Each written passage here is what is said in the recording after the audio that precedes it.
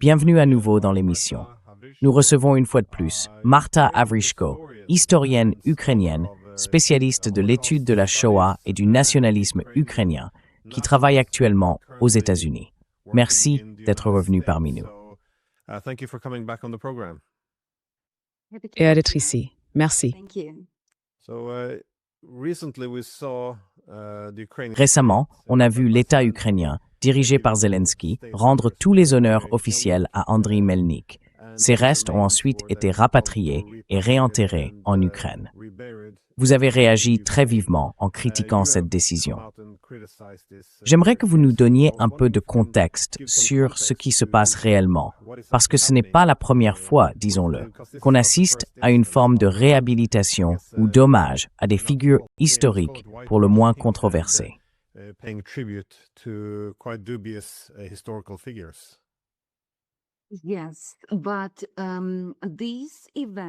Oui, mais cet événement marque vraiment un tournant dans la politique nationale de la mémoire en Ukraine. Pourquoi? Pour plusieurs raisons. D'abord, Melnik fait partie du mouvement nationaliste ukrainien.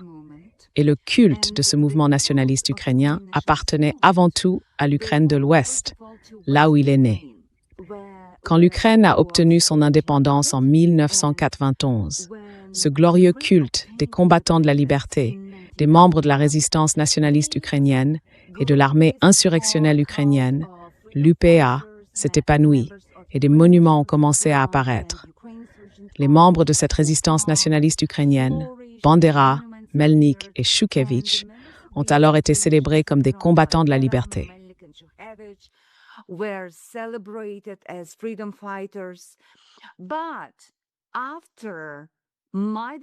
Mais après la révolution du Maïdan, ce culte est devenu de plus en plus visible, disons, dans le centre de l'Ukraine. Mais aujourd'hui, grâce à Zelensky, ce culte s'affirme de plus en plus à l'échelle de l'État-nation. J'ai donc été surpris, en fait, que les restes d'Andriy Melnik, le chef de l'une des factions de l'OUN, aient été rapatriés en Ukraine, non pas par Yushchenko, le président Yushchenko, qui avait d'ailleurs décerné au dirigeant fasciste Bandera le titre de héros de l'Ukraine, ni par Poroshenko, qui lui aussi avait un programme très nationaliste et a instrumentalisé l'histoire du mouvement nationaliste à des fins politiques.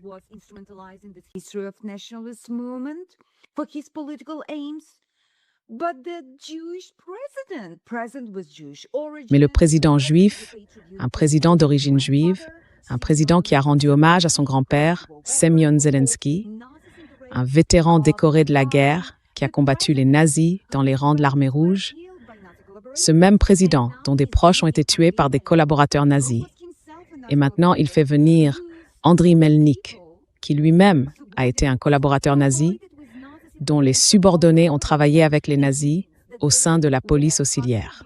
Cela veut dire qu'ils traquaient des juifs en tant que policiers, qu'ils gardaient les ghettos, qu'ils escortaient les juifs vers les lieux d'exécution et qu'ils participaient aux fusillades. Et puis, Andriy Melnik a aussi soutenu la création de la division Waffen-SS Galicie. Les membres de cette division Waffen-SS Galicie ont rendu hommage à Hitler. Ils ont pris part à la répression de la résistance anti-nazie en Slovaquie et dans l'ex-Yougoslavie.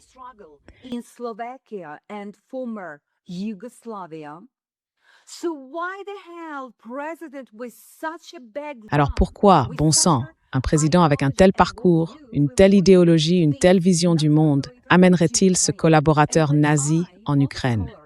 Et quand moi, Olga Shkolar, chercheuse du mouvement nationaliste ukrainien juive, petite fille d'une Polonaise, j'ai vu le président s'agenouiller devant un groupe de collaborateurs nazis, j'ai eu honte.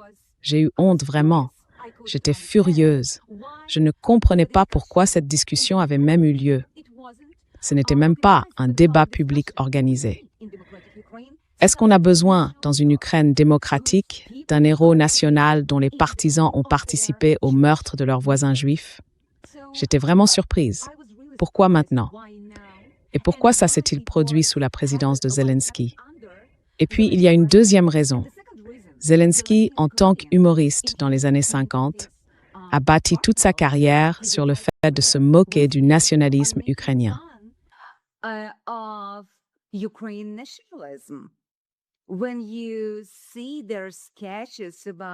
Quand on regarde leurs sketchs sur Lviv, sur les nationalistes ukrainiens, leur antisémitisme et leur chauvinisme, ils se moquaient souvent de tout ça. Et maintenant, Zelensky se tient là avec cet air de, vous savez, celui qui ferait semblant de connaître l'histoire du mouvement nationaliste ukrainien. Une histoire très complexe, avec tous ces crimes de guerre et ces crimes contre l'humanité commis par les membres de la mouvance nationaliste clandestine ukrainienne. Franchement, faut pas exagérer. J'étais tellement frustrée. Mais ce qui est aussi très important, c'est le silence des historiens ukrainiens et le silence de l'intelligentsia ukrainienne. Ce silence, il a commencé à se construire à ce moment-là, il y a 10 ans, quand les lois sur la mémoire ont été adoptées sous Poroshenko. Memory laws were adopted under Poroshenko.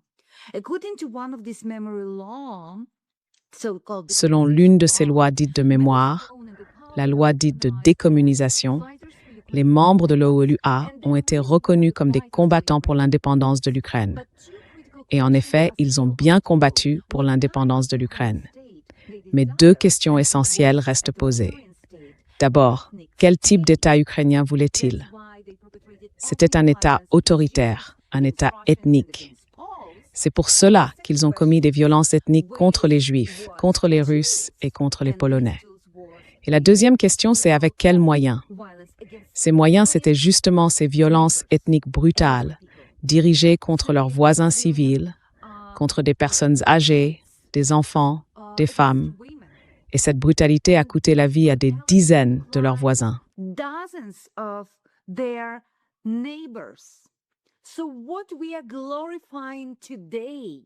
Alors, ce que nous glorifions aujourd'hui, c'est censé être la défense de la liberté et de la démocratie. Le gouvernement ukrainien affirme que l'Ukraine avance vers la grande famille des nations européennes, où les droits humains, la vie humaine et la dignité humaine sont les valeurs les plus importantes. Mais alors, pourquoi maintenant célèbre-t-on des collaborateurs nazis? Pourquoi maintenant, après des décennies d'existence d'un État ukrainien indépendant? Pourquoi maintenant? Et nous comprenons pourquoi. Parce que l'Ukraine, au lieu du mythe soviétique, construit aujourd'hui un mythe nationaliste pour mobiliser la société dans la guerre contre la Russie. Et nous savons aussi que 7 millions d'Ukrainiens ont combattu contre les nazis. Les nazis aujourd'hui sont devenus des héros déchus.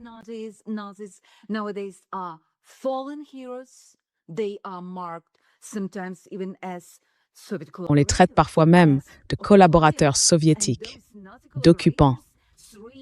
Et ces collaborateurs nazis, 300 000 d'entre eux, dont seulement 100 000 faisaient partie de la résistance nationaliste ukrainienne, sont maintenant considérés comme des héros nationaux. Qu'est-ce que c'est que ça? 73% des Ukrainiens ont voté contre ça en 2019. Et maintenant, ils ont peur même de s'exprimer contre cette idée. Personne ne leur demande leur avis parce qu'aucun débat public n'a été organisé. Le bureau du président a simplement dit aux Ukrainiens « On va ramener cet homme en Ukraine ». C'était juste une information, rien de plus. Le public a été mis au courant, point. Pas de discussion publique, pas de réflexion critique sur le sujet. Avons-nous vraiment besoin de ce héros nazi sur le sol ukrainien? Avons-nous besoin d'un tel héros?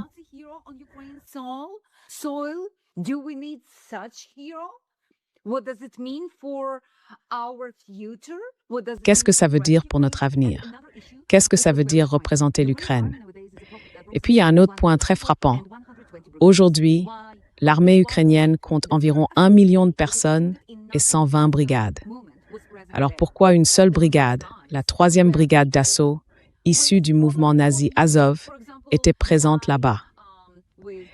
Et parmi ces hommes, il y avait des gens avec une vision du monde très problématique. Par exemple, ce type surnommé MacGregor, qui a posé avec le Wolfsangel, un symbole nazi, ou encore le chanteur du groupe Sokira Peruna, connu pour une chanson niant l'Holocauste. Et tous ces hommes étaient là, à ces funérailles d'État, aux côtés des plus hauts responsables militaires et politiques.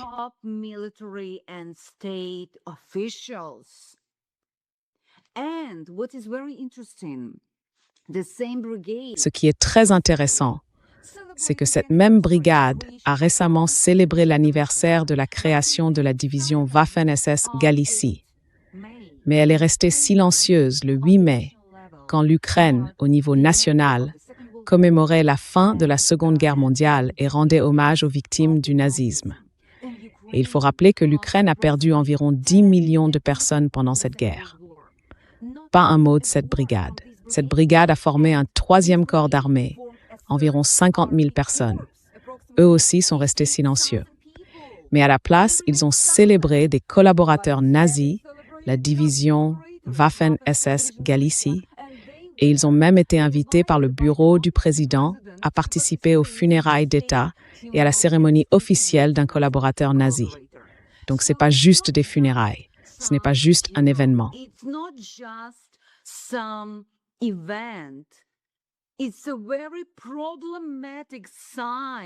C'est un signe très problématique, un symptôme de la politique de la mémoire en Ukraine qui s'est transformée en révisionnisme de la Seconde Guerre mondiale, en déformation de la Shoah et en apologie du nazisme.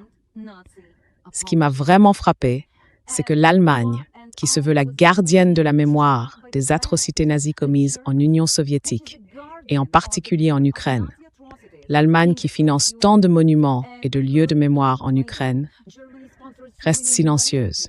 Pas une déclaration, pas un mot. Les grands médias allemands ne critiquent même pas cela. Les responsables politiques allemands non plus. Le chancelier Scholz garde le silence. Pourquoi considère-t-il les forces de défense israéliennes comme un mouvement d'extrême droite néo-nazi, mais ne voit-il pas que le gouvernement ukrainien célèbre des néo-nazis, les invite à commémorer des collaborateurs nazis, à les glorifier ouvertement? Qu'est-ce qui se passe? Nous devrions tous nous poser cette question. Qu'est-ce qui se passe en Ukraine? Et où va l'Ukraine avec ce type de politique de la mémoire? Oui,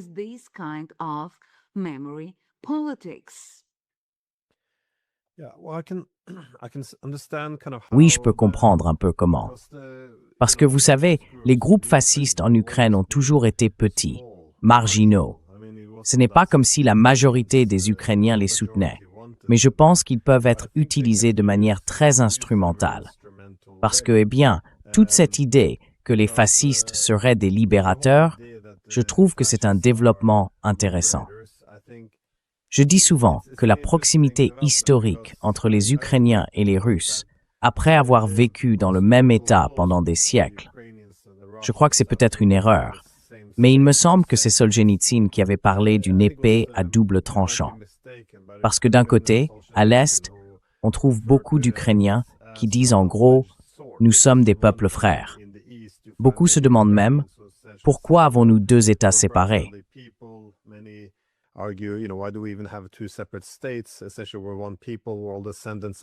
En fait, nous formons un seul peuple, tout descendant de la Russe de Kiev. Mais dans les régions de l'Ouest, beaucoup, et je dirais à juste titre, font valoir que cette proximité peut aussi affaiblir notre souveraineté. Autrement dit, si nous sommes les mêmes, pourquoi avoir notre propre État? Ils peuvent donc percevoir cette histoire comme une menace pour la souveraineté. Ainsi, tout discours anti-russe qui présente les Russes comme les héritiers des Mongols, de la Horde d'or, des Asiatiques, tandis que les Ukrainiens seraient les vrais Russes, les Européens aryens, eh bien, c'est une façon efficace, je suppose, de renforcer une identité distincte. Je comprends le pragmatisme derrière cela. Mais qu'on soit clair, je ne cautionne pas l'idéologie fasciste.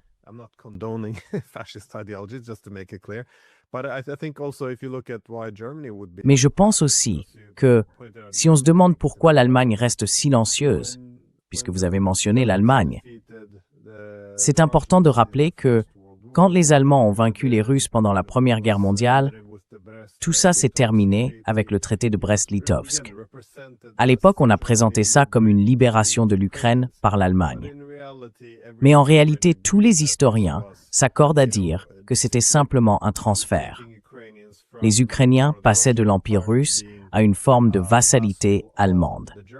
Et bien sûr, ensuite, l'Allemagne a été vaincue. Puis arrive la Seconde Guerre mondiale, et là encore, on voit les Allemands. Ils observent tous ces nationalistes, notamment en Ukraine, qui veulent prendre leur distance avec la Russie. et ils y voient en quelque sorte un outil qu'ils peuvent utiliser.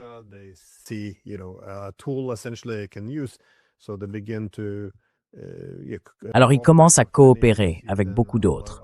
On voit ensuite, parmi les nationalistes ukrainiens, beaucoup qui commencent à s'intégrer dans l'idéologie fasciste. Et maintenant, je dirais qu'une troisième fois, on observe à nouveau, après la guerre froide, que notre objectif était de créer un hégémon collectif, censé unifier toute l'Europe à terme sous l'Union européenne et l'OTAN, soit comme membre de fait, à l'exception de la Russie. Donc, créer une Europe sans la Russie, ça veut dire, en quelque sorte, dérussifier le continent. Et soudain, je pense que les groupes fascistes en Ukraine deviennent nos partenaires naturels, parce qu'ils veulent dérussifier l'Ukraine. Nous voulons dérussifier l'Europe. Quand je dis nous, je parle de nos dirigeants politiques. Donc, en fin de compte, il va presque de soi qu'il y a un intérêt commun.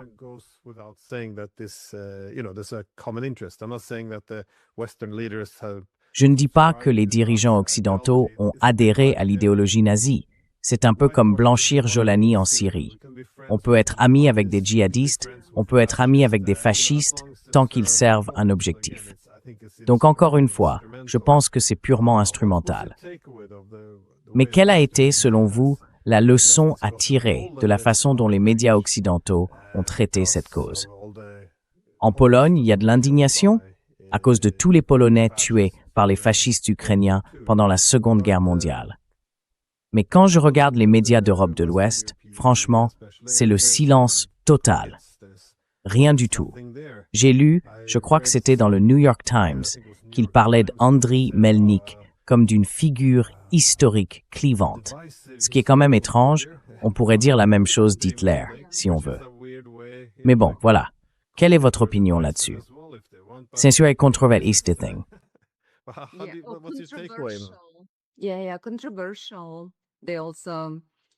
Oui, c'est controversé. Ils ont aussi... Enfin, j'ai vu certaines choses controversées qu'ils peuvent dire, vous voyez. Que voulez-vous que je dise? On a eu les funérailles de Melnik et le lendemain, Zelensky a décerné à une unité militaire le titre de héros de l'UPA, l'armée insurrectionnelle ukrainienne. Et là, la Pologne a été très offensée. On a eu toute une série de protestations de la part des responsables polonais, surtout du président Duda, le président polonais. Il a déclaré qu'il retirerait à Zelensky cette haute distinction d'État, l'aigle blanc. Ensuite, le premier ministre Tusk a fait une déclaration. Il a dit que cette décision portait atteinte à la mémoire des victimes de l'UPA, parce que selon l'Institut polonais de la mémoire nationale, au moins 100 000 civils polonais ont été tués par l'armée insurrectionnelle ukrainienne en Galicie orientale et en Volhynie pendant la Seconde Guerre mondiale.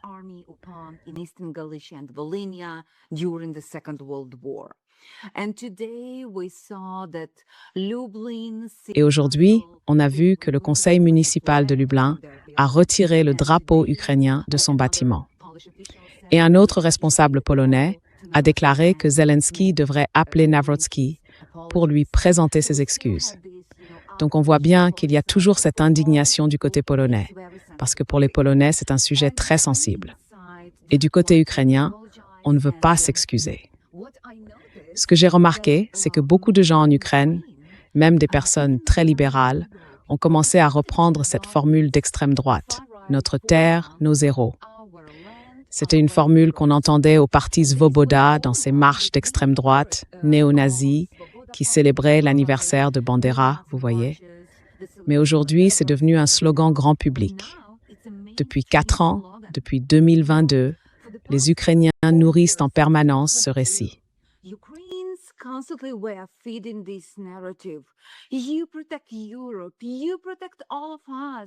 Vous protégez l'Europe, vous nous protégez tous.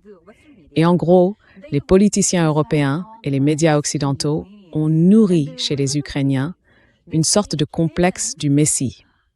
Ils croient vraiment qu'ils peuvent avoir, vous savez, ces héros fascistes et nazis, que ça ne regarde personne et que tout le monde doit simplement leur donner de l'argent et qu'ils peuvent ensuite dépenser cet argent pour, disons, des institutions d'État honorant des collaborateurs nazis ou pour construire de beaux cimetières et de beaux monuments en leur mémoire. Non, Ce n'est pas acceptable. Les Ukrainiens doivent comprendre que les valeurs européennes signifient en réalité qu'on adopte cette formule issue de la mémoire de la Seconde Guerre mondiale. Plus jamais ça. D'accord, on peut discuter de ce que plus jamais ça veut dire aujourd'hui. Okay, we can discuss what never again basically means nowadays. Yeah, looking at Gaza, West Bank. And Oui, quand on regarde Gaza, la Cisjordanie et tout ça, on se demande, plus jamais ça. Mais pour qui? Au juste. On peut en discuter, bien sûr. Mais on peut célébrer des néo-nazis, on peut armer des néo-nazis, en gros non. On peut célébrer la violence ethnique. Et aujourd'hui, les responsables ukrainiens ne semblent vraiment pas comprendre que ce n'est pas seulement leur affaire. Vous savez, 10 millions et demi de retraités ukrainiens dépendent entièrement de l'Occident. Les enseignants ukrainiens, les médecins, les enfants, tout le monde en Ukraine dépend de l'Occident. Et maintenant, alors que l'Ukraine dépend complètement, je dirais, de la bonne volonté de ses partenaires occidentaux, Zelensky fait ça? Franchement, je ne comprends pas. Zelensky is doing this. I can't understand this. We saw this, On a vu ces nouvelles déclarations de la Hongrie, non? Oui, à propos de la protection de la minorité hongroise. Donc maintenant, on a des problèmes avec la Hongrie, des problèmes sérieux avec la Hongrie. Oui. Et Zelensky a créé encore plus de problèmes avec la Pologne. Et pourquoi c'est un problème? Parce que la Pologne est le deuxième pays qui accueille le plus grand nombre de réfugiés ukrainiens. Du coup, les gens ordinaires risquent d'en subir les conséquences. Je veux dire des crimes de haine, par exemple. Oui, donc les habitants, les Ukrainiens ordinaires qui n'ont rien à voir avec la politique de Zelensky, ni avec son culot, vont en subir les conséquences dans leur vie quotidienne, ou risquent d'en subir, parce qu'on voit déjà une hausse des crimes de haine en Pologne contre les Ukrainiens. the rise of hate crimes in Poland against Ukrainians. We see this. Yeah, many people say in Poland, we are fed On voit up ça, with oui. Ukrainians. No Beaucoup de gens more disent en help, Pologne qu'ils en ont no assez des more Ukrainiens. hospitality, Plus d'aide, plus d'hospitalité, plus rien. I believe it was Moi, je pense que very, c'était une décision vraiment stupide de la part de Zelensky. Et vous savez, quand on met des héros du football, when you oui, put en heroes première of ligne the sur sport, n'importe quel titre, yeah, on the pour une title, école ou autre, on eh bien, on ferme la yeah, discussion. you need a C'est school, une façon de on célébrer, de glorifier, de les présenter uniquement comme des héros. Ce n'est pas un débat. Ce n'est pas une réflexion sur leur complicité dans des violences ethniques. En fait, c'est une manière de punir tous ceux qui les critiquent. It's basically the road to punish everyone who criticizes them.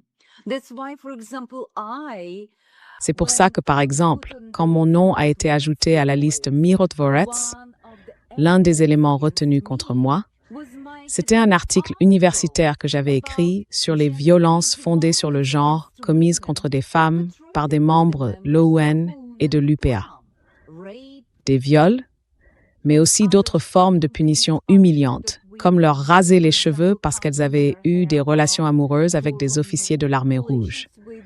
Par exemple, il y avait des Ukrainiens, ces hommes-là venaient de l'Est de l'Ukraine, mais c'étaient de mauvais Ukrainiens, parce qu'ils étaient soviétiques.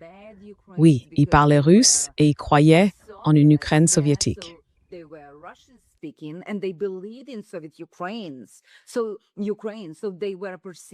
Les Ukrainiens, à l'époque, étaient perçus comme des hommes ennemis, et les femmes locales, les jeunes filles du coin, étaient punies par eux, par des membres de l'OUN et de l'UPA, en leur coupant les cheveux. À cette époque, il y a environ 80 ans, ce genre de punition détruisait complètement la réputation sociale de ces femmes et de leurs familles. Après ça, elles n'étaient plus considérées comme mariables. C'est devenu une sorte de stratégie pour ces femmes, surtout dans les zones rurales, dans leurs villages. Et dans cet article, on parle aussi de femmes polonaises qui ont été tuées, par exemple, ou violées. Certaines femmes venues d'Ukraine de l'Est, envoyées en Ukraine de l'Ouest, ont aussi été tuées. Et quand j'ai publié cet article, j'ai été punie en fait à cause de cet article.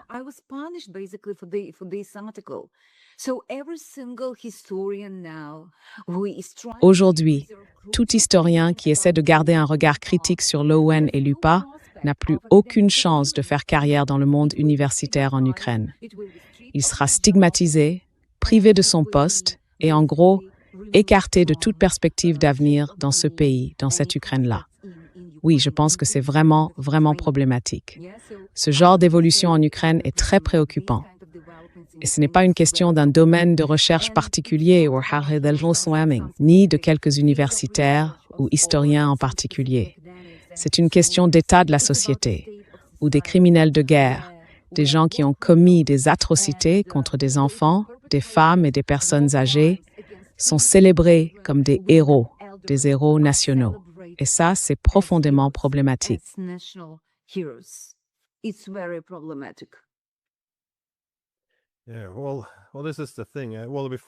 Voilà le problème.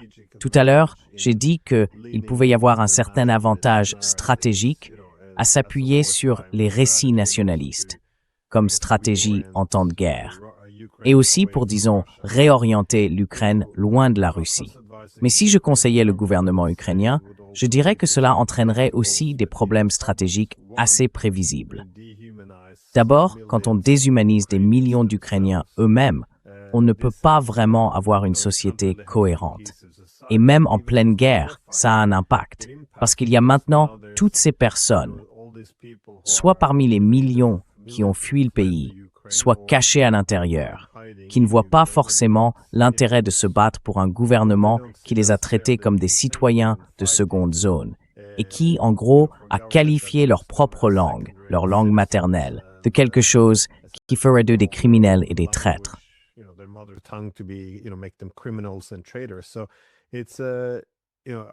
Alors, vous savez, Arestovitch, l'ancien conseiller de Zelensky, a justement fait remarquer quelque chose d'important.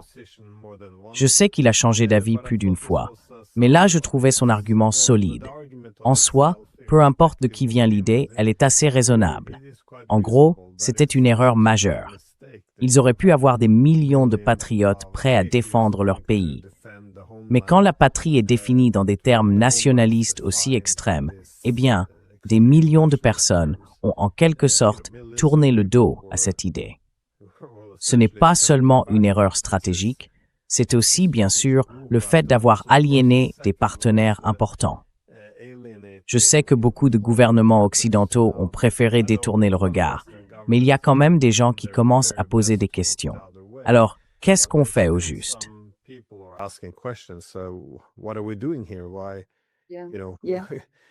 Pourquoi, vous savez, on nous dit en Occident que non, enfin, vous savez, Zelensky est juif, que tout ça, c'est de la propagande russe.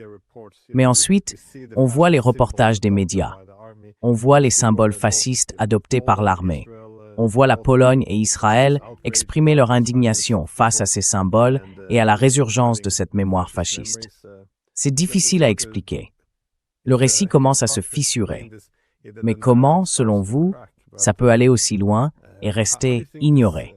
Parce qu'en Europe, enfin vous savez, Zelensky peut tout faire. Il peut être pris la main dans le sac pour corruption, ça ne change rien. Il peut éliminer l'opposition politique, les médias, l'Église orthodoxe, et malgré tout, on le célèbre comme un héros démocratique. Vous savez, on se dit, donnons-lui le prix de la paix. Mais comment vous expliquez ça, franchement?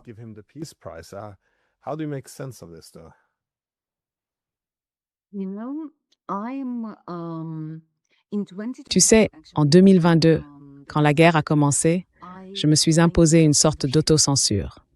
Je ne l'ai pas critiqué, j'ai commencé à le faire en 2023, quand j'ai été frappé par quelque chose. Le régiment Azov et la 3e brigade d'assaut ont organisé une exposition où ils ont recréé des photos de la division Waffen-SS Galicia. En gros, ils se sont comparés eux-mêmes aux membres de cette division Waffen-SS Galicia.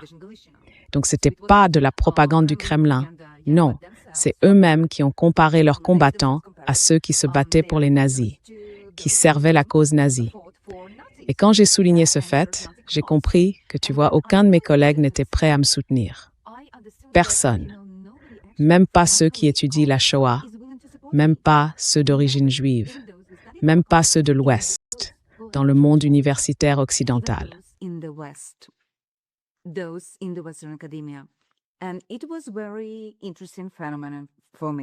Et pour moi, c'était un phénomène vraiment intéressant. On m'a expliqué que ce n'était pas le bon moment pour critiquer le gouvernement ukrainien. Parce que tout ça, c'est important. Oui, ces discussions sont très importantes, mais ces problèmes sont mineurs comparés à l'agression russe et qu'il fallait les remettre à plus tard, jusqu'à la victoire de l'Ukraine. Et je leur ai dit, vous serez terrifiés par la société que vous allez construire par votre silence. Vous serez terrifiés par cette société. Et maintenant, quelques années plus tard, qu'est-ce qu'on voit? Nous sommes terrifiés par cette société parce que Zelensky a concentré de plus en plus de pouvoir et que l'Ukraine est devenue plus autoritaire. Aujourd'hui, l'armée ukrainienne est devenue une armée d'esclaves. 90% des hommes qui finissent dans l'armée sont attrapés dans la rue par les agents du recrutement.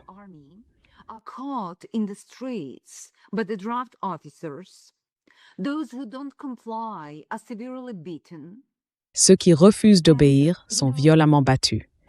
Et vous savez, beaucoup de gens, encore aujourd'hui en Occident, invoquent une certaine légalité. Je leur ai expliqué que les lois raciales en Allemagne, en 1935, étaient aussi légales, que la ségrégation raciale aux États-Unis était légale et que le lynchage l'était aussi. Donc c'est une très mauvaise idée de justifier une mobilisation forcée au nom de la loi. Et aujourd'hui, on voit bien qu'Azov, qui comptait à l'origine un peu plus de 1000 personnes, dispose maintenant de 2 corps d'armée. Vous savez, j'ai ri en regardant le forum sur la sécurité de la mer Noire à Odessa la semaine dernière. Le président d'une des sessions présentait les invités et il a dit « Et maintenant, nous invitons le membre de la brigade d'élite. »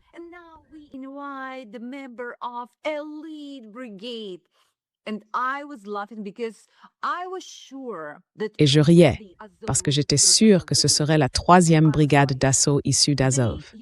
Et j'avais raison. Ils ont changé le discours autour d'Azov et maintenant, dans l'opinion publique, c'est devenu une brigade d'élite. La 3e brigade d'assaut, tous les commandants viennent de l'ancien Azov. Ce sont des radicaux avec des convictions suprémacistes blanches. Aujourd'hui, ils défendent, avec des slogans très racistes et chauvinistes, des positions hostiles aux travailleurs migrants. Ils sont misogynes, très racistes, antisémites, et pourtant on continue de les appeler des brigades d'élite. Donc maintenant, on a 2 corps formés à partir des mouvements Azov. Et vous savez, je pense vraiment que les pays occidentaux, et surtout les voisins de l'Ukraine, comme la Pologne, la Hongrie, la Roumanie ou la République tchèque, devraient s'inquiéter de ces évolutions.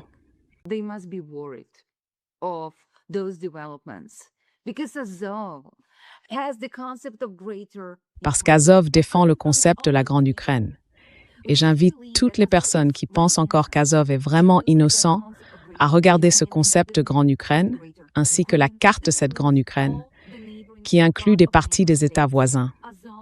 Azov porte une vision impérialiste et l'Ukraine possède aujourd'hui l'armée la plus aguerrie d'Europe. Et je pense que dans l'avenir, il y a une forte probabilité que les pays occidentaux, les pays de l'OTAN, aient un problème avec l'Ukraine, pas avec la Russie, mais bien avec l'Ukraine. Et avec ces types très radicaux, mais aussi très actifs et idéologiquement motivés, qui chercheront à agir. Parce que vous savez, rien que la semaine dernière, des commandants d'Azov ont parlé d'aller en Transnistrie, en Pridnestrovie, pour aider la Moldavie.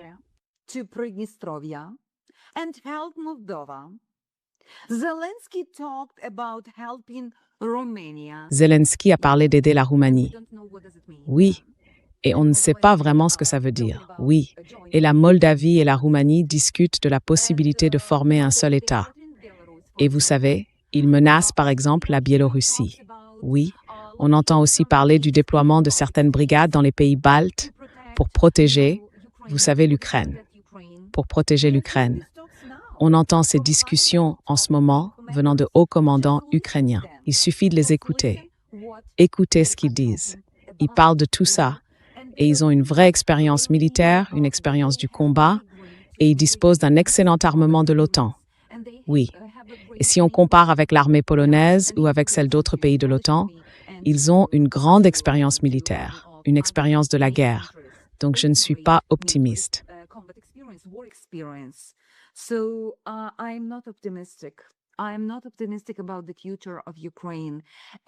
Je ne suis pas optimiste quant à l'avenir de l'Ukraine. Et l'idéologie principale en Ukraine, c'est l'ethnonationalisme. C'est une idéologie très très dangereuse, vraiment dangereuse, portée par le mouvement Azov. Et aujourd'hui, elle fonctionne en mode turbo. Et elle est soutenue par Zelensky, parce que le régime de Zelensky s'appuie sur Azov. C'est pour ça qu'on voit que tous les néo-nazis en Ukraine, tous les groupes d'extrême droite soutiennent Zelensky. Ils le défendent sans arrêt, ils le blanchissent en permanence. À chaque scandale de corruption, ils vont sur les plateaux télé et disent « Mais vous savez, Zelensky n'était pas au courant. Il est innocent. Il ne savait pas. » C'est incroyable. Franchement incroyable. Je n'aurais jamais cru assister à une telle alliance entre le bureau de Zelensky, son entourage proche, et les néo-nazis, l'extrême droite en Ukraine. Mais c'est un fait aujourd'hui.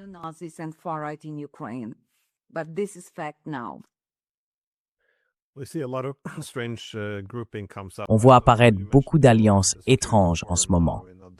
J'ai vu que tu avais mentionné le Forum sur la sécurité à Odessa. Et j'ai aussi remarqué sur la liste des invités Reza Pahlavi, le monarchiste iranien, celui qui veut en gros rétablir le régime du Shah. C'est un mélange de gens vraiment curieux. Je m'attendais presque à voir Jolani apparaître sur la liste aussi. Mais je suis d'accord. Penser qu'on peut simplement rassembler ce genre de groupe et s'en servir comme d'un instrument pour atteindre un objectif stratégique, c'est très dangereux. Et comme tu l'as dit, ça peut corrompre toute la conscience collective de l'Ukraine. Si on veut sauver l'Ukraine, je ne crois pas que confier à ces gens-là, les banderas, le rôle de définir l'âme ukrainienne, si on peut dire, soit la bonne voie. On risque plutôt de la tuer.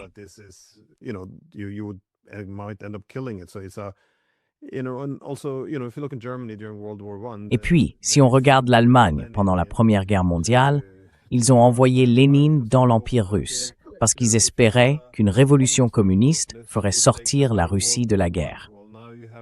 Résultat, les bolcheviks ont dirigé la Russie pendant plusieurs décennies.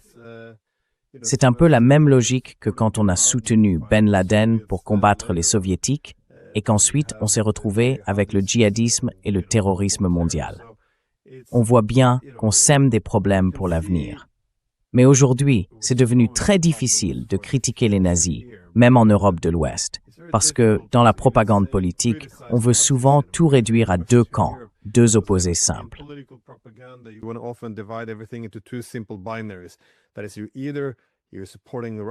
Autrement dit, soit vous soutenez l'invasion russe de l'Ukraine et toutes les horreurs qu'elle a provoquées, soit vous soutenez l'Ukraine en évitant toute critique. Donc si vous critiquez la célébration de groupes fascistes, vous affaiblissez la position de l'Ukraine, et cela veut dire que vous prenez le parti de la Russie. Si vous montrez un peu d'empathie envers les Ukrainiens, qu'on arrache à leur foyer, qu'on enrôle de force, qu'on envoie mourir au front, eh bien, là aussi, vous prenez le parti de la Russie. Et si vous soulignez que la majorité des Ukrainiens veulent des négociations, qu'en 2019 déjà, la majorité avait voté pour la paix, alors là encore, vous êtes accusé de prendre le parti de la Russie, parce que cela retire de la crédibilité au gouvernement.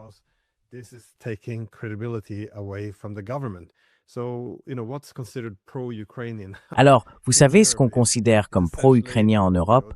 C'est en gros ignorer la volonté des Ukrainiens, boycotter toute diplomatie, envoyer toujours plus d'armes et se battre jusqu'au dernier Ukrainien. C'est assez macabre en fait. Et même ici, dans ce pays, je suis en Norvège, il y a un politicien, le président de la Commission des Affaires étrangères et de la Défense au Parlement. Il est allé en Ukraine, il a pris une photo avec Bilecki et il l'a publiée sur ses réseaux. Cet homme-là, avant l'invasion russe, les médias britanniques, tous les médias, citaient ses propos.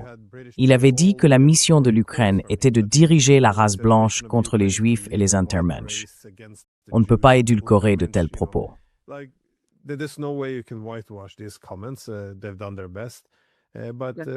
Ils ont fait de leur mieux.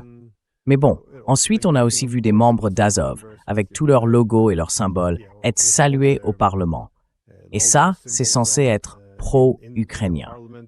Franchement, je trouve ça honteux pour la Norvège et honteux pour l'Ukraine aussi. Ces gens-là nous représentent en rien, mais enfin, vous savez, Boris Johnson a fait la même chose en agitant le grand drapeau d'Azov au Parlement britannique. Nos ancêtres doivent se retourner dans leur tombe. C'est juste, oui. Et en plus, si au moins ça servait vraiment à aider l'Ukraine, ce serait déjà quelque chose.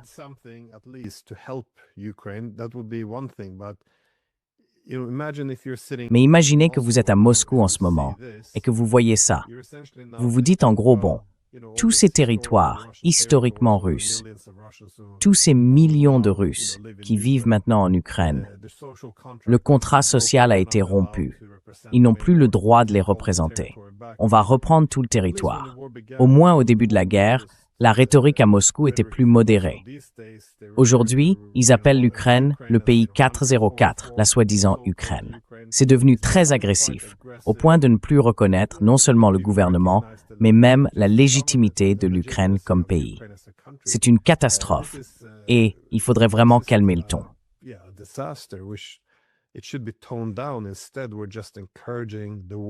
Au lieu de ça, on encourage juste les pires instincts, et forcément, ça provoque les pires réactions possibles. C'est difficile de voir où tout ça nous mène. Mais je suppose que c'est ma dernière question. Selon vous, à quel point cette situation est-elle tenable? Parce que je peux comprendre que beaucoup d'Ukrainiens soient pris dans cette logique. Ils ont été envahis, ils ont perdu beaucoup d'hommes, des territoires, des infrastructures sont détruites. Je peux comprendre qu'avec la guerre comme priorité absolue, tout le reste passe au second plan, qu'on se dise « on verra plus tard ». C'est, je crois, le sentiment dominant dans la classe politique occidentale. Mais selon vous, à quel point c'est durable? Est-ce que vous voyez des fissures apparaître?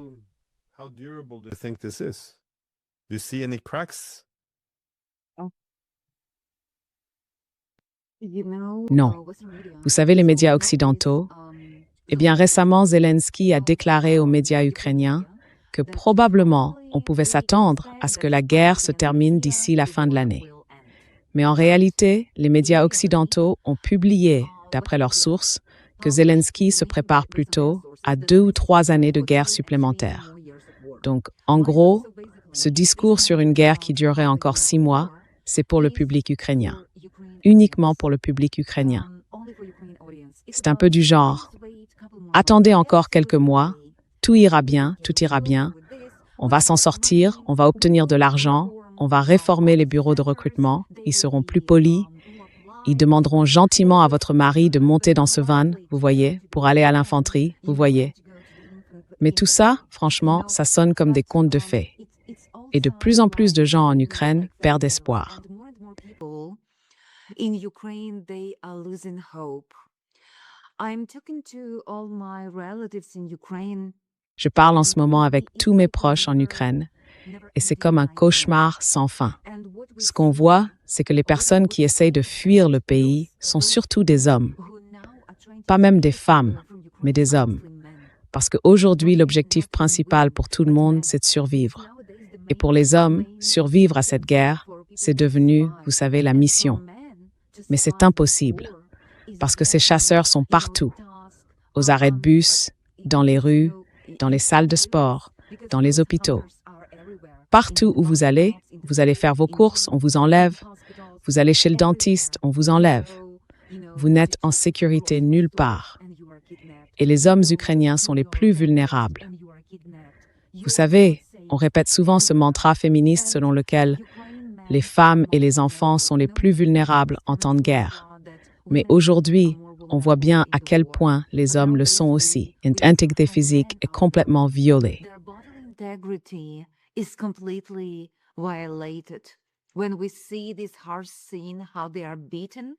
Quand on voit cette scène terrible, la façon dont ils sont battus, brutalisés, c'est juste incroyable. Et personne ne leur demande « Est-ce que vous voulez mourir pour cet État corrompu ?» C'est pour ça que je n'ai plus d'espoir. L'Ukraine est en train de devenir une société militaire privée de l'Occident. Et si on revient à ce forum sur la sécurité de la mer Noire, quand j'écoute les sénateurs Kelly et Blumenthal, eux, ils veulent se battre. Ils continuent de nourrir les Ukrainiens avec ces, vous savez, ces contes de fées du genre « Vous êtes proche de la victoire, continuez ». Et puis j'ai écouté Kellogg qui parle des souffrances énormes de la Russie, des pertes russes, mais rien, absolument rien sur les pertes ukrainiennes. Rien du tout. Et moi, je suis les pertes de ma ville et de la région de Lviv chaque jour. Chaque jour, 5 noms, 6 noms, parfois jusqu'à 8 noms, tous les jours, et personne ne les compte. Every single day, and nobody count them. They are just numbers. Ce ne sont que des chiffres.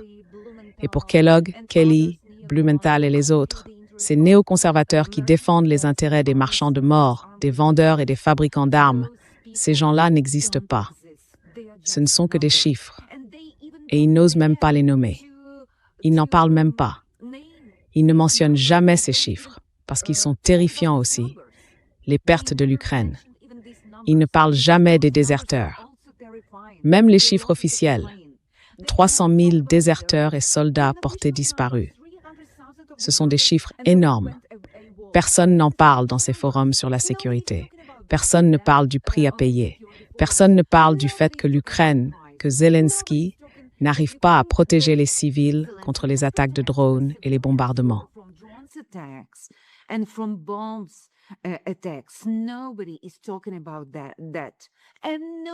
Personne ne parle de ça. Et personne ne parle non plus du fait que l'Ukraine vise aussi des civils, comme à Starobelsk. Ces étudiants-là étaient ukrainiens, nés en Ukraine, élevés en Ukraine. Et aujourd'hui, en Ukraine, dans le discours militaire, dans les médias, on les appelle des collaborateurs, juste des collaborateurs, indignes de compassion. On dit qu'ils ne sont que des dommages collatéraux. Le site Mirodvorets, ce site de cible, a même publié les noms de plusieurs professeurs de ce collège de Starobelsk, les accusant de collaborer avec la Russie. En fait, le peuple ukrainien est éduqué dans cette haine, même envers les siens. Alors quand j'entends ces mots de Zelensky, nous n'abandonnerons pas notre peuple.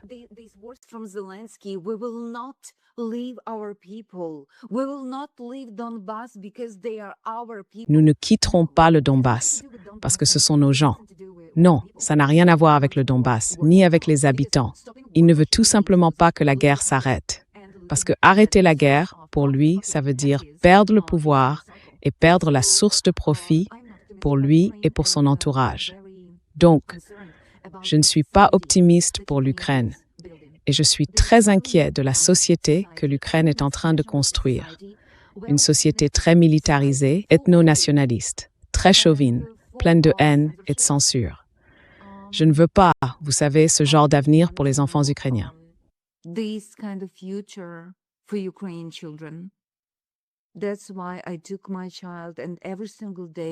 C'est pour ça que j'ai emmené mon enfant.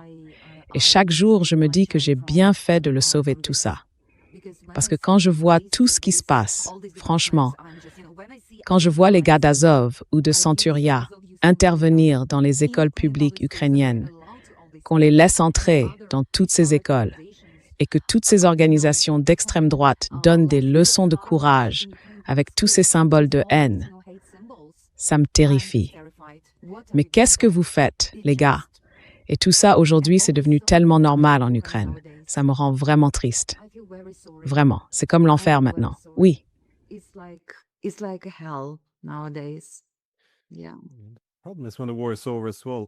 Le problème, c'est aussi ce qui se passera une fois la guerre terminée. Avec cette nouvelle identité qu'ils essaient de construire, beaucoup de gens, comme vous, ne reviendront sans doute pas. Et ce sera très difficile de reconstruire si les gens ne rentrent pas vraiment. Donc la question c'est, quel genre de pays on veut créer? C'est pas quelque chose qu'on peut remettre à plus tard. Je pense que c'est un vrai problème. Mais pour moi, la plus grande frustration, comme je l'ai déjà dit, c'est cette logique binaire toute simple. Soit on est pro-ukrainien, soit on est pro-russe. Point final. Et ça, en fait, ça rend toute discussion ou toute personne intouchable à la critique. Parce qu'on n'a pas le droit d'être pro-russe, et apparemment, si on s'inquiète du fait que des Ukrainiens soient envoyés à la mort, ça veut dire qu'on soutient l'invasion.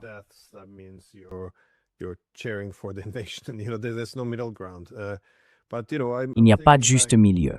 Mais je repense, par exemple, à mars 2014. Henry Kissinger avait écrit un article disant qu'il fallait abandonner cette idée, juste après que la Russie a pris la Crimée. Il disait qu'il fallait renoncer à faire de l'Ukraine une ligne de front, que ce soit celle de l'Ouest contre la Russie ou de la Russie contre l'Ouest. La seule façon pour l'Ukraine de rester intacte sans être détruite, c'est de devenir un pont, pas une ligne de front. Aujourd'hui, ce genre de propos serait considéré comme anti-ukrainien. Mais si vous dites, par exemple, que la meilleure façon de mettre fin à cette guerre, c'est que les pays de l'OTAN s'entendent avec la Russie sur un accord de sécurité, dans lequel on arrêterait, disons, l'expansion de l'OTAN, qu'on retirerait en quelque sorte l'Ukraine de la ligne de front d'une Europe divisée. Alors de cette manière, on pourrait sauver cette nation.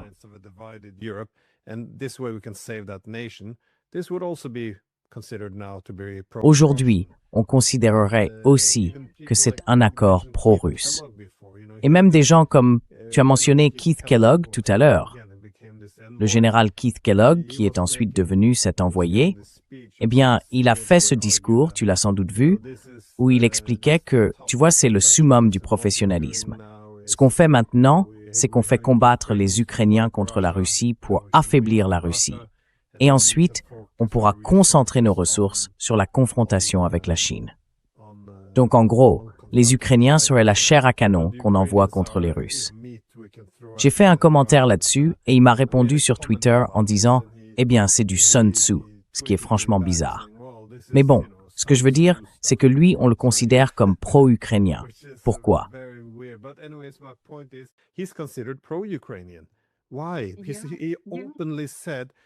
Parce qu'il a dit ouvertement qu'on pouvait utiliser les Ukrainiens pour faire sortir la Russie du rang des grandes puissances, ce qui nous permet de nous concentrer sur la Chine. Pourquoi est-ce que ce serait pro-ukrainien?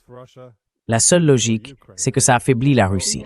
Donc, si c'est mauvais pour la Russie, c'est bon pour l'Ukraine. J'ai retrouvé cet article de 2023 parce que c'était dans le Washington Post. C'était après cette contre-offensive désastreuse de l'Ukraine.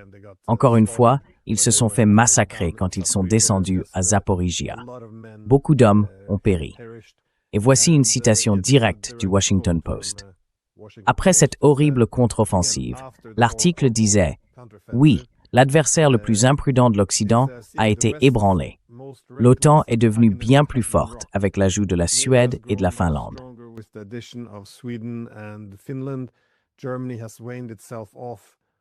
L'Allemagne s'est détachée de sa dépendance à l'énergie russe et d'une certaine manière a redécouvert ses valeurs. Les querelles au sein de l'OTAN font la une, mais dans l'ensemble, ça a été un été triomphal pour l'Alliance. Et on continue de dire que les 18 derniers mois ont été une aubaine. Un grand succès, sauf bien sûr pour tous les Ukrainiens morts et la destruction du pays. Mais encore une fois, c'est comme ça que se présente aujourd'hui la rhétorique pro-ukrainienne. Et si vous critiquez cette situation, on vous répond « Eh bien, ils ne peuvent pas gagner, alors pourquoi continuer ?» Et là, on vous accuse d'être pro-russe, voire de trahison. Je n'ai jamais vu une propagande politique pareille de toute ma vie. C'est vraiment extraordinaire. Bref, un dernier mot avant qu'on conclue.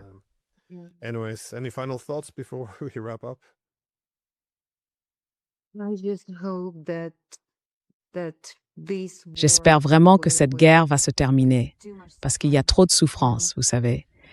Et j'espère que des émissions comme la vôtre, et d'autres aussi, vont remettre en question ce discours dominant, très belliciste, qu'on entend en Occident, et qui continue d'alimenter cette guerre tout en la présentant comme une guerre pour l'Ukraine en réalité. Oui, parce que moi, et beaucoup de gens en Ukraine, on en a assez de tout ça. Alors, espérons que les choses s'améliorent. Oui. Yeah, let's hope for the better. Yeah.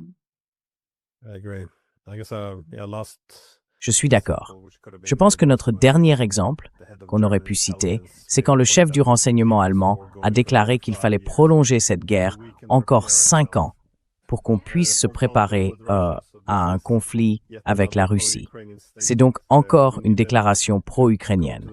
En gros, il faudrait qu'il reste sur la ligne de front pendant 5 ans de plus pour qu'on ait le temps de se préparer. C'est horrible, vraiment horrible. J'ai du mal à croire qu'on en soit arrivé là, et ça ira sans doute encore plus loin si ça continue. Mais comme vous, j'espère que cette guerre se terminera vite. Il y a déjà eu bien trop de souffrances. Bref, sur ce sujet bien triste, je vous remercie beaucoup pour votre temps. Je vous en suis reconnaissant. Oui, merci Glenn, merci beaucoup. Much.